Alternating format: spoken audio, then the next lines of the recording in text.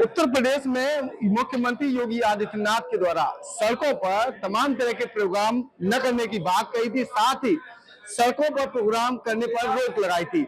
अलीगढ़ की अगर बात कही जाए तो अलीगढ़ में कुछ धार्मिक प्रोग्राम सड़कों पर होना बताया जा रहा है, जिसको लेकर जमीयत उलमा हिंद के साथ समाजवादी पार्टी व अन्य समाज के लोगों के द्वारा जिलाधिकारी अलीगढ़ के माध्यम से उत्तर प्रदेश के मुख्यमंत्री योगी आदित्यनाथ के नाम एक शिकायत पत्र दिया है।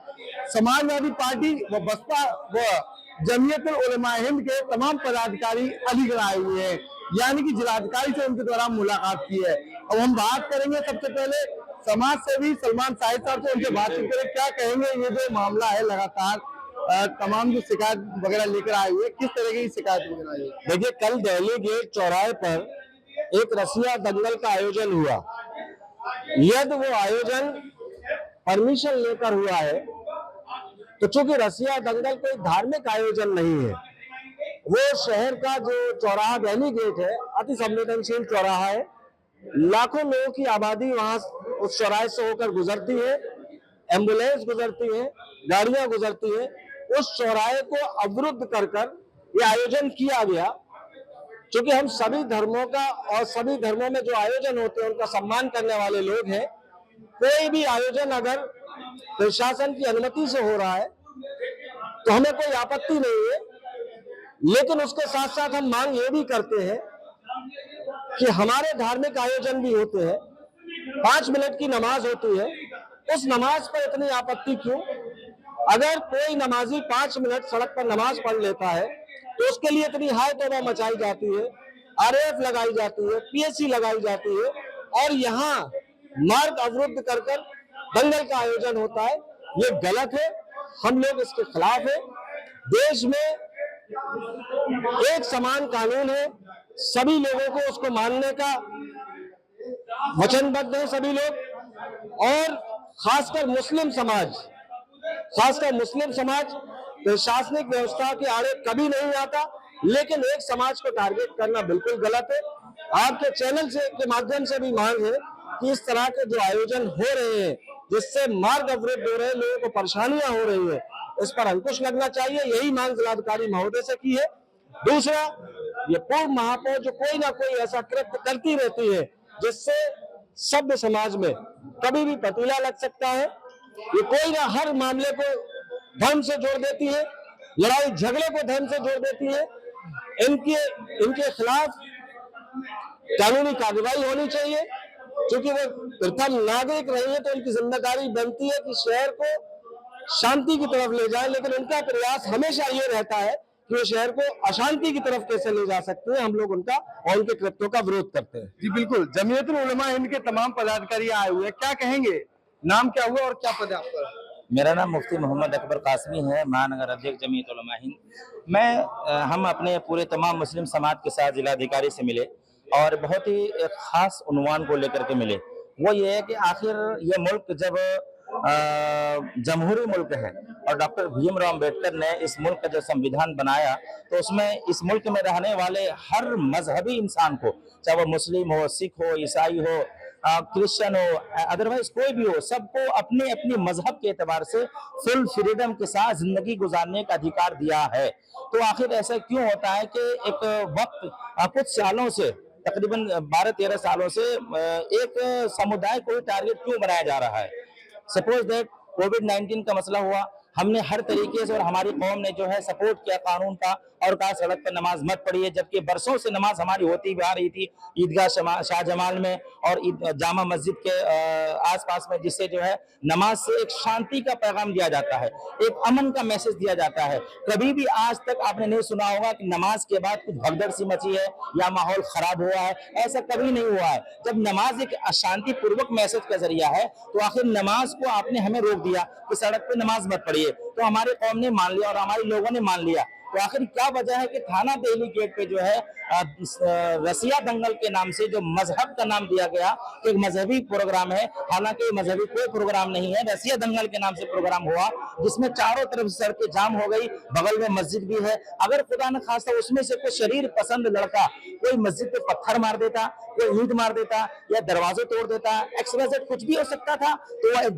एक फिजा खराब हो जाती, माहौल खराब हो सकता था। तो खासतौर से मस्जिद के सामने और वो भी चौकी सामने में हो और चारों तरफ सड़कें जाम की गई है, तो ये प्रोग्राम होना वहां पे ठीक नहीं है। अगर उनको परमिशन दिया गया है तो ये परमिशन क्यों दिया गया और मुझे क्यों नहीं दी गई और हमें क्यों रोका गया, और अगर परमिशन दी भी गई तो वहां के लिए क्यों परमिशन दी गई जबकि चारों तरफ सड़कें जाम है।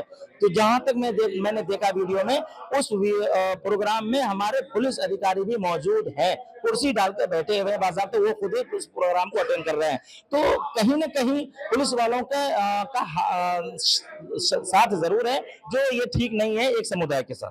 क्या कहेंगे, उत्तर प्रदेश के मुख्यमंत्री योगी आदित्यनाथ ने साफ तौर पर सड़कों पर ये प्रोग्राम न होने की बात कही थी, दावे किए थे, जमीनी पटल पर ये आदेश क्या हुआ? हवा हवाई इस आदेश को सिर्फ और सिर्फ एक धर्म के लिए मुख्तस कर दिया है उन्होंने। दूसरे धर्म के लोग इसका पालन नहीं कर रहे हैं। अगर कर रहे होते तो वो कौन अधिकारी हैं जिन्होंने इस कार्यक्रम करने की अनुमति दी थी? अगर वो खेलकूद का प्रोग्राम था तो खेलकूद के मैदान में होना चाहिए था। रामलीला मैदान है, नुमाई ग्राउंड है और भी यहाँ मैदान है, वहां होना चाहिए था। एक पर्टिकुलर चौराहे को घेर करके एक राहगीरों को न निकलने देना, और वहां हमारा धर्म स्थल है, और वो धर्म स्थल है जिस पर अभी कुछ दिन पहले कुछ अराजक तत्वों ने लिख दिया था कि चलो अयोध्या चलो, राम मंदिर चलो, और वहां विवाद हुआ था, और उसके बावजूद प्रशासन ने उन लोगों पर कोई कार्रवाई नहीं की थी। तो इस वजह से हमारा ये विरोध है इस बात का कि आखिर उसी चौराहे को क्यों चुना गया और उसी चौराहे पर ये सब कार्यक्रम क्यों किया गया। जी बिल्कुल, समाजवादी पार्टी के नेता मेरे साथ बातचीत करेंगे। क्या कहेंगे, ये प्रोग्राम होना कितना मुनासिब है? देखिए, हम तो सीधी बात जानते हैं कि उत्तर प्रदेश के मुख्यमंत्री योगी आदित्यनाथ जी ने का खुला आदेश है कि सड़कों पर कोई भी आयोजन नहीं होगा, सड़क जाम करके कोई भी धार्मिक या व्यक्तिगत आयोजन नहीं किया जाएगा। उसके बावजूद कल अलीगढ़ शहर का जो प्रमुख चौराहा है दिल्ली गेट, उस दिल्ली गेट चौराहे पर भारतीय जनता पार्टी की पूर्व मेयर ने अपने भाई की याद में रसिया दंगल का आयोजन किया। लेकिन दुर्भाग्य ये है कि एक तरफ तो मुसलमानों को पुलिस के जरिए से 5 मिनट की, मात्र 5 मिनट की नमाज को रोका जाता है, पुलिस लगा दी जाती है सभी मस्जिदों के आसपास, और दूसरी तरफ एक व्यक्तिगत आयोजन के लिए पुलिस संरक्षण दे रही थी कल दिल्ली गेट चौराहे। मेरा कहना यह है अलीगढ़ प्रशासन से, हालांकि उसको परमिशन किसने दी, पूर्व मेयर को आयोजन करने की इजाजत किसने दी? क्या उत्तर प्रदेश के मुखिया का आदेश मात्र एक विशेष समुदाय के लिए है? बड़े अफसोस की बात है। हालांकि हम सभी धर्मों के सभी धार्मिक आयोजनों का हम स्वागत करते हैं, और मैं खुद सभी धर्मों के प्रोग्रामों में शामिल होता हूं। लेकिन दुर्भाग्य यह है कि एक तरफा कार्रवाई की जा रही है, नमाज पढ़ने के लिए पाबंदी लगाई जा रही है, और दूसरे लोगों को हर तरह का आयोजन करने के लिए सड़कों पर छोड़ा जा रहा है। हम इसका विरोध करते हैं। किसके नाम शिकायत दी है और किसके द्वारा दी? माननीय मुख्यमंत्री जी के नाम ज्ञापन दिया गया है जिलाधिकारी अलीगढ़ को, और उन्होंने आश्वासन भी दिया है कि हम आपकी बात को माननीय मुख्यमंत्री जी तक पहुंचाएंगे। अब देखिए लोग क्या कार्रवाई करते हैं, हमें ज्यादा कोई भरोसा तो इन लोगों से है नहीं। लेकिन अगर कोई दूसरा आयोजन होगा सड़क पे तो हमारी नमाज भी होगी, नमाज नहीं होगी तो कोई आयोजन नहीं होगा। इसके लिए समाजवादी पार्टी रणनीति बनाएगी। जी बिल्कुल, समाजवादी पार्टी के जो लगातार पदाधिकारी हैं वो इसी बात को कहते हुए नजर आ रहे हैं, धार्मिक कार्यक्रम अगर किसी भी मजहब का होगा तो कहीं ना कहीं नमाज भी सड़कों पर पढ़ी जाएगी। फिलहाल उत्तर प्रदेश के मुख्यमंत्री योगी आदित्यनाथ की अगर बात कही जाए तो सड़कों पर तमाम धार्मिक कार्यक्रम न होने के उनके द्वारा दावे किए थे, जिसको लेकर अब समाजवादी पार्टी के पदाधिकारी हों या फिर बसपा के पदाधिकारी हों या फिर ऑल इंडिया इत्तेहादुल मुस्लिमीन भी पूरे मामले को लेकर नजर बनाए हुए नजर आ रही है। लेकिन अगर बात पूरे मामले में जमीयत उलेमा हिंद की बात कही जाए तो जमीयत उलेमा हिंद के द्वारा पूरे मामले में तत्काल कार्रवाई की मांग की है। एबीपी लाइव के Khalid Ansari, Aligarh. What does Haryana's youth want? What's the political mood of the region? Will these assembly elections correspond to Lok Sabha election results. सरकार बनेगी तो 36 बरादरियों की सरकार बनेगी। Ram Ram. Who will have the last laugh? Will it be Nayab Singh Saini of BJP or Bhupinder Singh Hooda from Congress? Will turn the tables this time. Haryana में मौजूद है हम इस वक्त। Get to know the ground reality of the Haryana elections 2024 with real-time updates in your language and your preferred platform. Only on ABP Live Election Center. Sahi information, har election.